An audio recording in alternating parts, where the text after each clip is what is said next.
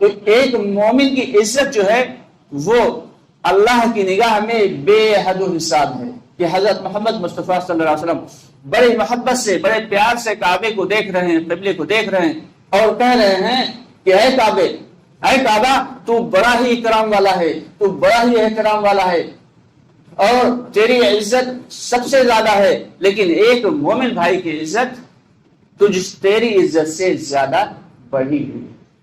لیکن آج افسوس کی بات یہ ہے ہمارے معاشرے کا حال کیا ہے، ذرا ذرا سی بات پہ اپنے بھائیوں کو گالی دینا، گالی گلوچ کرنا، ہاتھ ہپائی کرنا، لڑائی جھگڑا کرنا، پڑوسی سے بھیڑا ہے، بیٹے کے باپ کی نہیں بنتی، ماں کی بیٹی کی نہیں بنتی، رشتہ داروں میں آپس میں نہیں بنتی۔ تو جب آپس میں ہی اتنا توڑ ہے تو اللہ کی مدد بھلا کیسے ہے؟ کیونکہ اللہ کی مدد اجتماعیت کے ساتھ ہے، اللہ کی مدد اجتماعیت کے ساتھ ہے۔ جب آپس میں جوڑ ہوگا، جب آپس میں امت بنا پیدا ہوگا، تب پھر دیکھیں اللہ کی مدد کیسے آتی ہے۔ آج فرقہ فرقہ کھیلا جا رہا ہے کہ اتنی زیادہ فرقہ پرستی پھیلی ہوئی ہے کہ ایک شخص دوسرے کو کافر کہہ رہا، دوسرے فرقے والا پہلے فرقے والے کو کافر کہہ رہا، کوئی اہل حدیث ہے، کوئی دیوبندی ہے، کوئی بریلوی ہے، کوئی اہل قرآن ہے۔ یہ سب بات کی باتیں ہیں۔ ہمارا کلمہ ایک ہے، ہمارا قرآن ایک ہے، ہمارا نبی ایک ہے، ہمارا دین ایک ہے، بس اس کے علاوہ وہ کیا چاہیے؟ ہر شخص اپنے آپ کو جو ہے وہ اچھا اور دوسرے کو برا سمجھ رہا ہے، کہ ایسا نہیں کرنا ہے، اس سے بچنا ہے۔ جب تک اس سے نہیں بچیں گے تو دوستو اللہ کی مدد نہیں آئے گی۔ تو اس لیے ہم سب کی ذمہ داری یہ ہے کہ ہم سب ایک ہو جائیں اور پیار اور محبت کے ساتھ خود ایک دوسرے کو دعوت دیں۔ اور یہ جو دعوت والی محنت چل رہی ہے یہ سارے کاموں کی جڑ ہے، سارے کاموں کی جڑ ہے۔ یہاں یہ سمجھ لیں کہ جب ایمان مضبوط ہوگا تو پھر اس پیڑ کے جس کی جڑ مضبوط ہو اس پیڑ کے پتے بھی ہرے بھرے ہوں گے، اس میں پھل اور پھول بھی خوبصورت لگیں گے اور اس سے جو ہے ہمیں فائدہ ملے گا۔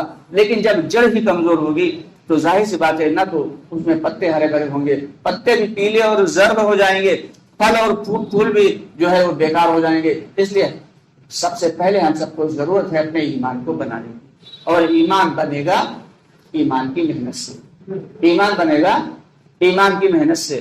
اللہ تعالیٰ نے ہمیں ایمان تو دیا لیکن ساتھ میں ایمان کی دعوت بھی دی، دین تو دیا لیکن ساتھ میں دین کی دعوت بھی دی کہ جس عمل کی دعوت دینا بند ہو جائے گا اس عمل کی جان نکل جاتی ہے۔ ایک شخص نماز پڑھ رہا ہے وہ اپنے آپ کو دیندار سمجھ لے، ایک شخص روزہ رکھ رہا ہے، حج کر رہا ہے، وہ اپنے آپ کو دیندار سمجھے۔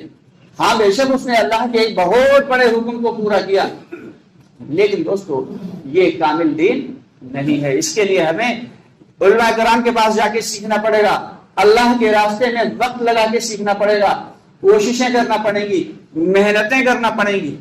جب تک ایسا نہیں ہوگا تب تک ہماری زندگیوں سے یہ گناہ دور نہیں ہوں گے۔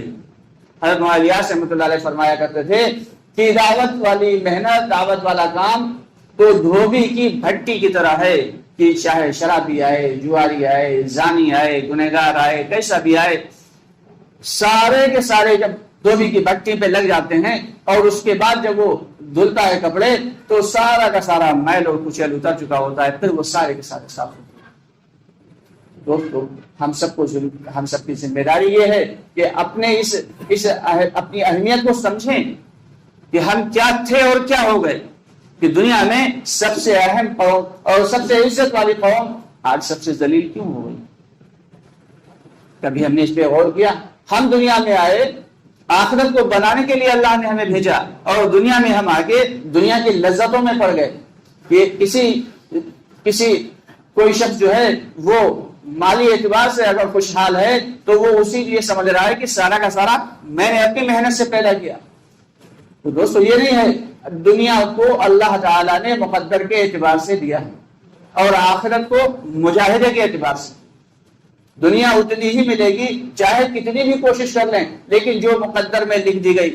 دنیا کو بنانے سے پہلے 50,000 سال پہلے کس بندے کو کتنا ملنا ہے، کس بندے کی کتنی سانسیں ہیں، کس بندے کا کتنا رزق ہے، یہ ساری چیزیں اللہ تعالیٰ نے دنیا بنانے سے ہی 50,000 سال پہلے لکھ دی، اور اس کے بعد پھر دنیا بنائی، پھر جنات بنائے، پھر انسان بنائے۔ تو افسوس کی بات تو یہ ہے کہ جس چیز کی اللہ کی نگاہ میں کوئی حقیقت نہیں، اس کے لیے تو ہم صبح سے شام تک محنت کر رہے ہیں، اور جو اصل چیز ہے، جو حقیقت ہے آخرت والی زندگی، اس سے ہم منہ موڑیں گے۔ ایک مرتبہ حضرت ہارون رشید رحمۃ اللہ علیہ نکلے، جو بہت بڑے بادشاہ ہیں، جا رہے تھے، بازار سے گزرے تو دیکھا اس وقت کے جو مجنون تھے، جو اس وقت کے ولی تھے، بہلول رانا، بیٹھے ہوئے ہیں بازار میں اور زاروں قطار رو رہے ہیں، ان کے چہرے سے آنسوؤں کی لڑی بہ رہی، دہاڑے مار مار کے رو رہے ہیں۔ تو پوچھا ان سے، کیا بہلول تم کیوں رو رہے ہو؟ کہنے لگے، میں اپنے اللہ کی اور بندوں کی صلح کرانا چاہ رہا ہوں۔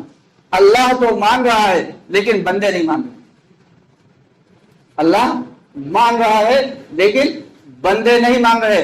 تھوڑے دن کے بعد پھر دوسری جانب گزر ہوا تو قبرستان تھا، قبرستان سے جب گزرے تو دیکھا وہاں بھی بہلول رانا بیٹھے اور زاروں قطار رو رہے ہیں۔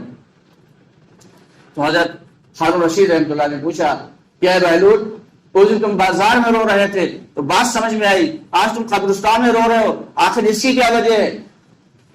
کہنے لگے، اس دن میں بازار میں جب رو رہا تھا تو بندوں کی اور اللہ کی صلح کرانا چاہ رہا تھا، اس دن اللہ مان رہا تھا، بندے نہیں مان رہے تھے، اور یہاں قبرستان میں جب میں صلح کرانا چاہ رہا ہوں تو بندے تو مان رہے ہیں لیکن اللہ نہیں مان رہا۔ تو آخرت والی زندگی تب جب جو دنیا میں ہمیں زندگی ملی ہے وہ صرف اور صرف آخرت والی زندگی کو بنانے کے لیے۔ تو دوستو، ہم سب کی ذمہ داری یہ ہے کہ اپنے آپ کو ہم دیکھیں، پرکھیں، اور ہم سے کیا گناہ سرزد ہو رہے ہیں، ان گناہوں کو ہم چھوڑیں۔ یہی تو اصل ہجرت ہے۔ ایک جگہ سے دوسری جگہ چلے جانا یہ اصل ہجرت نہیں، بلکہ اپنے گناہوں سے توبہ کر لینا، اور یقینی طور پہ اور دل سے کہ یہ جو گناہ ہم سے ہو رہا ہے، اس گناہ کو اب ہم نہیں کریں گے اور قتل نہیں کریں گے۔ ہاں اللہ ماشاء اللہ کبھی پھر سے ہو جائے تو پھر سے توبہ کر لینا، کہ اللہ تعالیٰ کو توبہ کر لینے والے بے حد پسند ہیں۔ تو سبھی کوشش کریں، ارادہ کریں کہ انشاءاللہ تعالی ہم ہر ہفتے یا ہر دن ایک گناہ ضرور چھوڑ دیں۔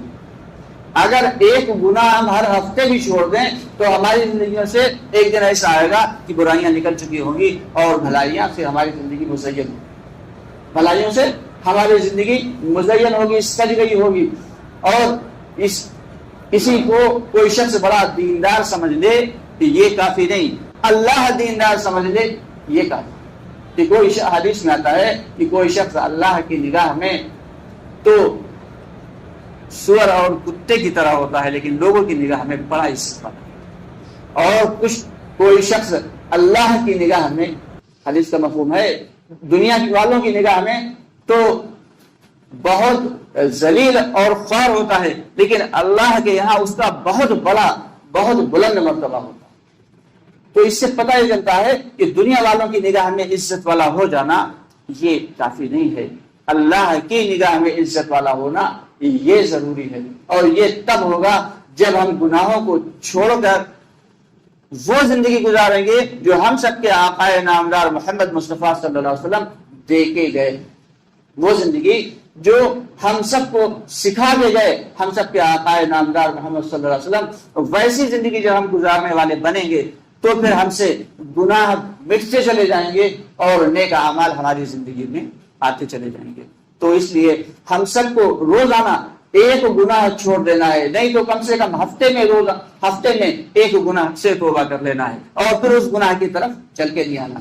کہتے ہیں کہ اگر اللہ تعالیٰ کو توبہ تو اتنی زیادہ پسند ہے کہ اگر یہ دنیا کے لوگ، دنیا کے سارے انسان نیک بن جاتے اور کوئی گناہ کرتے ہی نہ تو اللہ تعالیٰ ایک دوسری مخلوق کو پیدا کر دیتا جو گناہ بھی کرتی اور پھر توبہ کرتی۔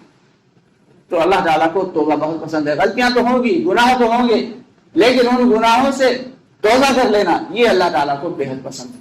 تو اس کے لیے سبھی لوگ ارادہ کریں اور کوشش کریں کہ انشاءاللہ تعالیٰ اپنی زندگی میں تبدیلی لانے کی کوشش کریں گے ہم سب لوگ انشاءاللہ۔ اللہ ہم سب کو عمل کی